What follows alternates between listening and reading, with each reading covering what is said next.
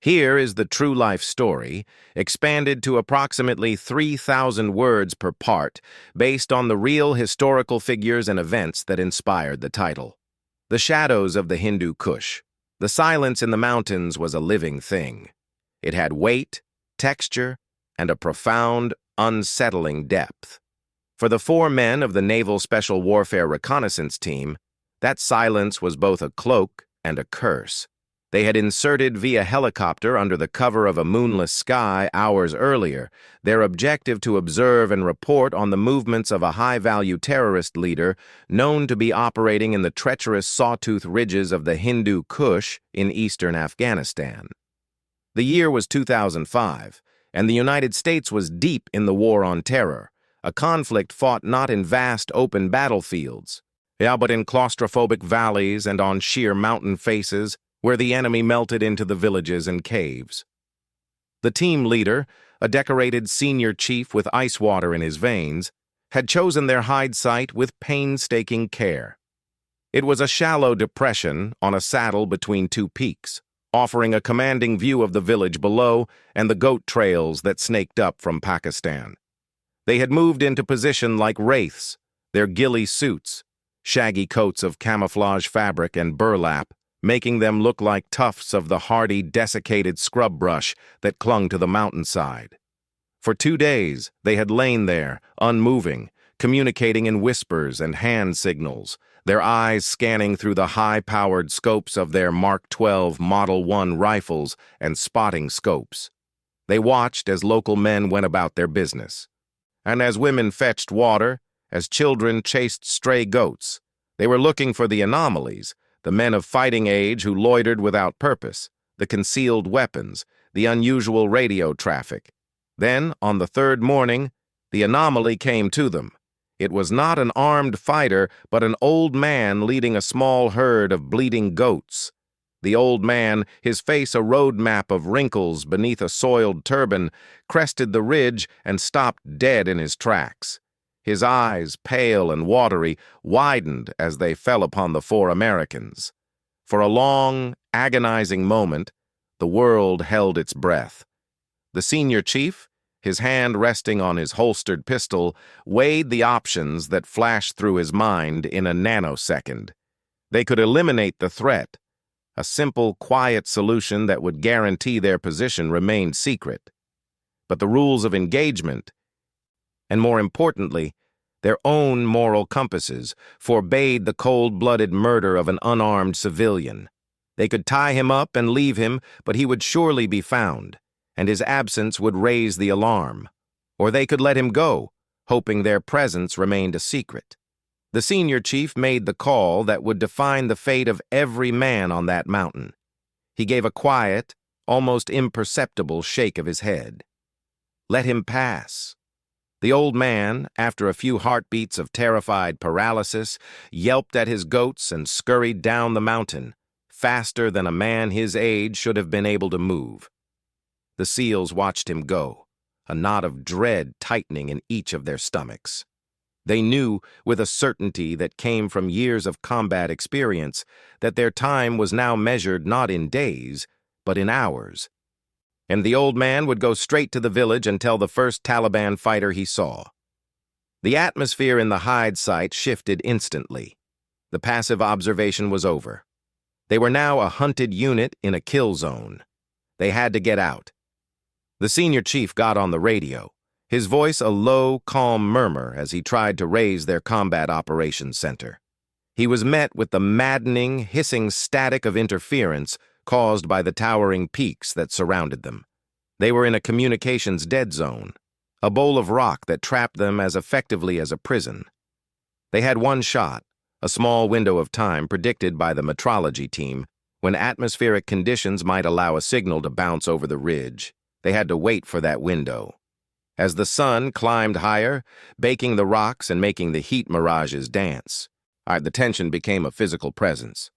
The youngest member of the team, a lean operator from Texas with a sharp eye, was the first to spot them through his scope. "Contact," he breathed, his voice tight. "East Ridge, 8 personnel, armed." The senior chief shifted his own scope. He could see them now, a line of bearded men in dark clothing and pacoles, carrying AK-47s and RPG-7 launchers. They were moving with purpose, not the meandering walk of local shepherds. They were hunting. The SEALs settled deeper into their positions, bringing their rifles to bear. They were vastly outnumbered, but they had the advantages of surprise and the high ground, for now. The senior chief whispered orders, assigning sectors of fire. The first wave of fighters crested a small rise, and the world exploded. The crack of the SEALs' rifles was sharp and immediate, the sound of the enemy's return fire a deafening, chattering roar. The young Texan dropped the first two fighters with double taps to the chest. The firefight had begun. The enemy was relentless, wave after wave of them appearing from behind rocks and crevasses. The SEALs' initial advantage faded as the fighters spread out, using their numbers to flank the position. The air filled with the smell of cordite and the scream of ricocheting bullets. The four Americans fought with a desperate, controlled fury. They fired, reloaded, fired again. Wounds were ignored, the adrenaline numbing the pain. They were buying time, hoping for the radio to work, for the helicopter gunships to come. The senior chief, bleeding from a shrapnel wound to his leg, finally got a weak signal through. His voice was steady as he relayed their grid coordinates and the strength of the enemy force, estimated now at over 40 hostiles. "We are completely surrounded," he said, the words chillingly calm. "We need air support immediately." The connection was lost as quickly as it had come. The reply, a confirmation that help was on the way, was swallowed by the static. But time was a luxury they no longer possessed. The enemy was closing in, their fire becoming more accurate. The SEALs were driven from their shallow depression, forced to tumble and slide down the impossibly steep, rocky slope into a deep, brush-choked ravine. The fall was a brutal tumble of broken branches and punishing impacts. When they landed, disoriented and battered, they found themselves in a natural trap. The walls of the ravine were too steep to climb under fire, and the enemy was now on the high ground on both sides, pouring fire down into the thicket. The four Americans, wounded and pinned, looked up at the ridges above them and knew they were looking at their own graves. The Taliban fighters, sensing the kill, began to shout, their voices echoing off the canyon walls in a chilling chorus of victory. The senior chief looked at his men, their faces streaked with dirt and blood, and saw no fear in their eyes, only the grim acceptance of a warrior's fate. They were trapped, out of options, and waiting for the final assault. But in that moment of utter despair, none of them could see what the enemy on the ridge was about to discover. A new variable was about to enter the equation, one that would shift the balance of power in the most unexpected way. The reckoning in the ravine. The Taliban fighters on the ridgeline were exultant. Their commander, a brutal man known for his cruelty, gestured down into the ravine, ordering his men to tighten the noose. They had the American infidels cornered like wolves in a hole. It was only a matter of time before they could sweep down and collect the bounty on their heads. The 40-plus fighters, a mix of hardened al-Qaeda loyalists and local Taliban, began to move with more confidence, exposing themselves as they jockeyed for a better firing position into the thicket below. They fired their AK-47s indiscriminately into the brush, the bullets shredding leaves and kicking up geysers of dirt. The SEALs, hugging the earth behind the sparse cover of boulders and fallen logs, could only return sporadic fire, conserving their dwindling ammunition. The young Texan took a round through his shoulder, crying out in pain as the bone shattered. His senior chief dragged him behind a large boulder, applying a tourniquet with one hand while firing his pistol with the other. Up on the eastern ridge, a Taliban machine gunner set up his PKM on a flat rock, a perfect vantage point to enfilade the ravine. He grinned, exposing a mouthful of broken teeth, and began to lay down a stream of suppressing fire.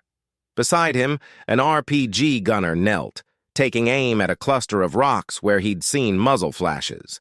This was their moment. This was where they would send a message back to Kabul and Washington.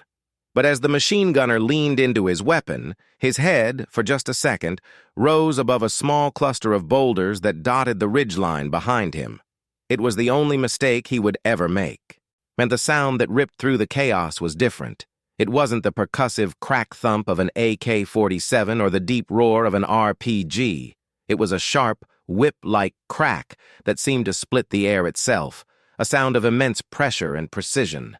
The machine gunner's head snapped back, and he crumpled over his weapon, a perfect red dot appearing just above his left eye. The fighter next to him, the RPG gunner, barely had time to register what had happened. He looked at his fallen comrade, confusion on his face, and then a second crack echoed, and he too was hurled backward, the live rocket in his launcher skittering harmlessly down the rocks. On the far side of the ravine, nearly 1,000 yards away on a different peak, a figure lay motionless among the scree. To the untrained eye, it was just another patch of shadow and stone. But behind the scope of a modified M24 sniper rifle, a pair of icy blue eyes were making calculations. The shooter was a woman, a fact that would have astonished the men she was saving and enraged the men she was killing. Her name was Sarah, and she was a chief petty officer in the United States Navy, one of the first women to be integrated into a special operations support role as a sniper.